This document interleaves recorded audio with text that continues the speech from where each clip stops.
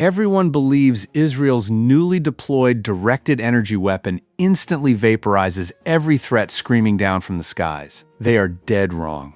The public bought a science fiction fantasy, a complete illusion. Atmospheric physics and tactical realities tell a brutally different story.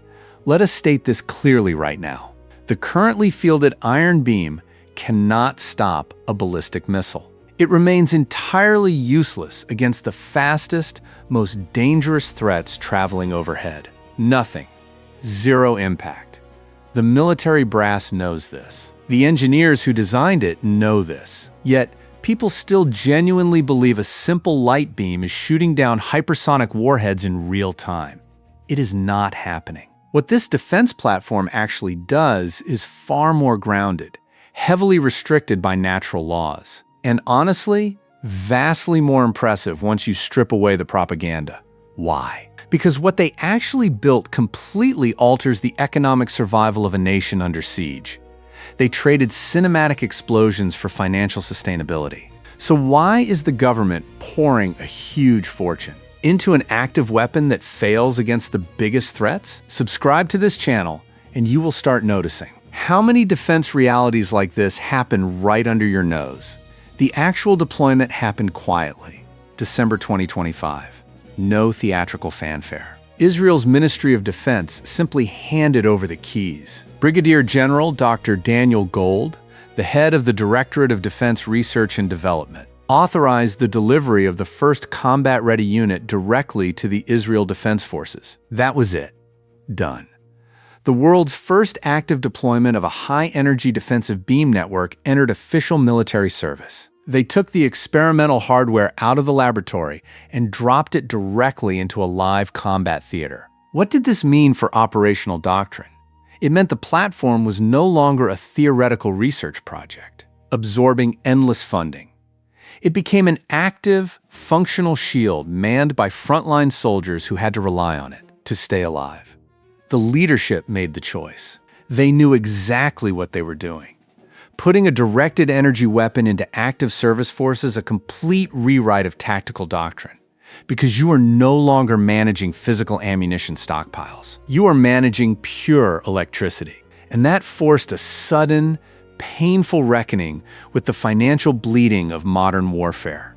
Before this platform went live, shooting down a cheap, garage-built rocket required an Iron Dome Tamir interceptor. The price tag for one of those interceptors sits at nearly 50 grand every single time. When an adversary launches a coordinated barrage, they are deliberately trying to bankrupt the defensive network before their weapons even hit the soil.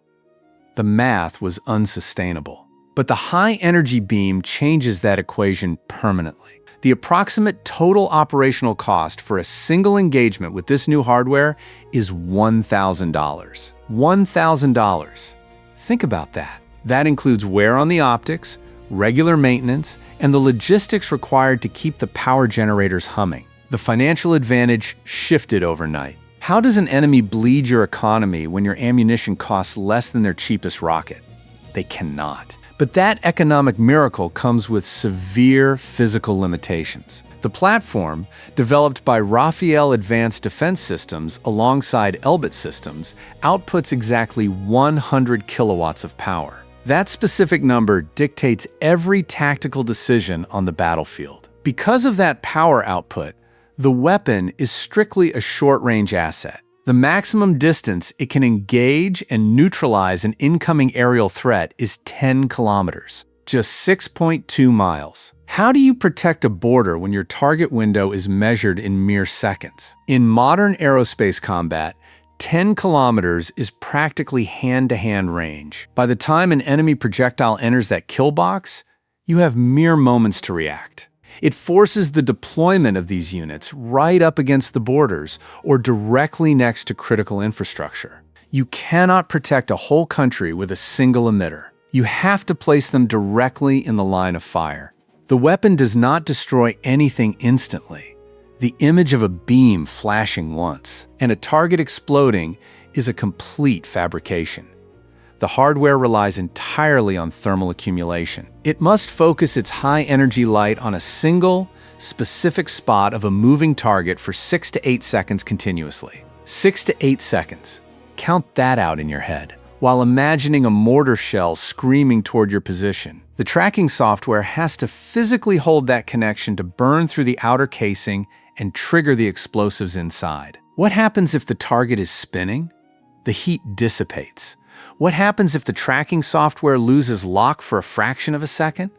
The burning process resets entirely. It takes agonizing time. Because of this, a swarm of unmanned aerial vehicles can overwhelm the platform, simply by presenting too many targets for the emitter to burn through sequentially. That agonizing dwell time explains exactly why ballistic ordnance is immune to this iteration of the technology. These heavy threats travel at supersonic or hypersonic speeds. A target moving that fast simply crosses the 10-kilometer range limit before the light can accumulate enough heat to penetrate the hull. But the speed is only half the problem. Ballistic threats are explicitly designed to survive extreme atmospheric reentry. They feature heavy thermal shields built to withstand thousands of degrees of friction heat. What happens when your defensive shield meets a wall of heat-shielded carbon composite moving at Mach 5? A 100-kilowatt beam hitting a thermal shield designed for space reentry is like aiming a magnifying glass at a blast furnace.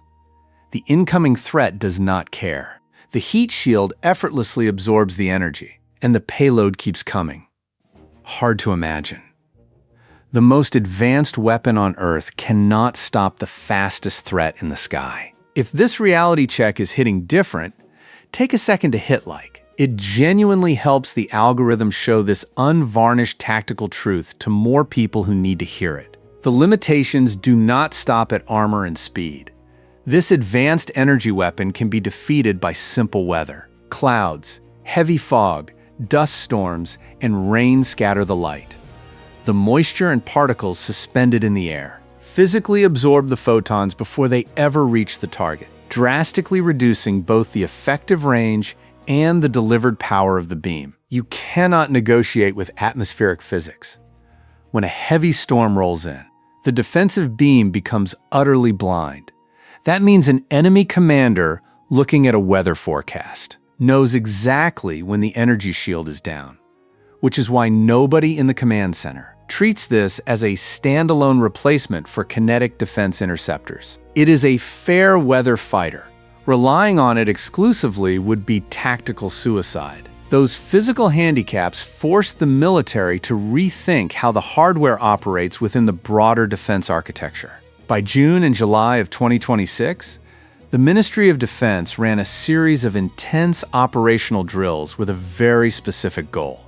They wired the directed energy platform directly into the existing Iron Dome battle management network. They stopped treating it like an independent weapon and turned it into a team player. The software now decides in real time whether to launch a physical interceptor or fire the beam. If the skies are clear and the target is a slow artillery shell, the network uses the cheap energy shot. If it is raining, or the threat is an anti-tank guided projectile moving through dense fog, it launches a traditional physical interceptor. The integration worked perfectly. The defensive network became smarter, cheaper, and far more lethal. The success of those integrated drills brought in full financial backing. The government looked at the operational data, saw the reduction in physical interceptor consumption, and opened the checkbook wide. They signed a contract expansion valued at $500 million. $500 million injected directly into Rafael and Elbit systems to accelerate production and deployment. You do not spend that kind of money on a prototype. You spend it when the tactical doctrine proves successful on the ground. That funding guarantees the mass production of these short-range units, ensuring that physical interceptors are saved exclusively for the heavy targets the beam cannot touch. The commitment is total. The defense establishment recognized that the era of firing expensive, high-cost interceptors at cheap drones had to end permanently. But the engineers refused to accept the short-range limitations forever. The ambition is expanding aggressively. During the Farnborough Air Show in July 2026, Rafael chairman Yuval Steinitz stood up and made a public commitment. He directly addressed the ballistic threat problem. He openly admitted that current targets are too fast and heavily armored for today's beam weapons. Then he dropped the timeline. He stated that within 3 to 4 years, they will scale the technology to down large ballistic warheads from long distances. 3 to 4 years. That is an exceptionally tight window for a generational leap in physics. The industry expected a decade. Steinitz gave them 48 months. He put his reputation and the credibility of his entire organization on the line in front of the global defense community. Scaling up to that level requires conquering an engineering mountain. You cannot just plug a bigger generator into the current frame. To melt a ballistic heat shield from hundreds of miles away, the power output has to jump from the current kilowatt class into the megawatt range, pushing megawatts of light through the atmosphere. Without the beam distorting or burning up its own optics, requires cooling setups and focusing mirrors that barely exist outside of laboratories today. The heat generation alone is steep. How do you dissipate thousands of degrees of internal heat within microseconds? Managing that internal thermal load while maintaining pinpoint accuracy on a target moving at thousands of miles per hour requires computation speeds that challenge current hardware. It is an act of sheer engineering violence, forcing the laws of thermodynamics to bend to human will. The reality of defense procurement means the 3 to 4 year timeline is just the beginning of the transition. Even when Rafael builds that megawatt prototype, integrating it into national defense grids will take decades. Military planners estimate a timeline of 10 to 20 years before directed energy beams become the dominant primary technology in global air defense networks. 10 to 20 years of transition. Kinetic interceptors are not going anywhere anytime soon.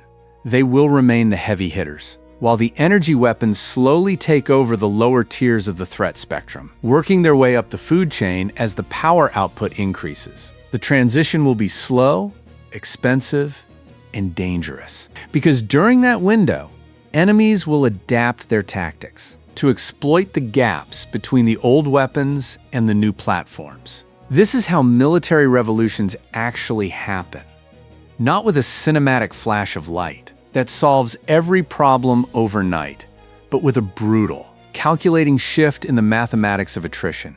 The defensive beam works. It saves interceptors, it bleeds enemy budgets, and it defends the immediate airspace with terrifying efficiency. But it operates inside the cold, hard boundaries of physics. The ballistic missile remains the king of the sky today, untouchable by light. The race to change that reality is fully funded and moving fast. We are watching the complete reinvention of modern warfare happen in real time, 100 kilowatts at a time. If any of this stuck with you, like and subscribe, because there is so much more to uncover.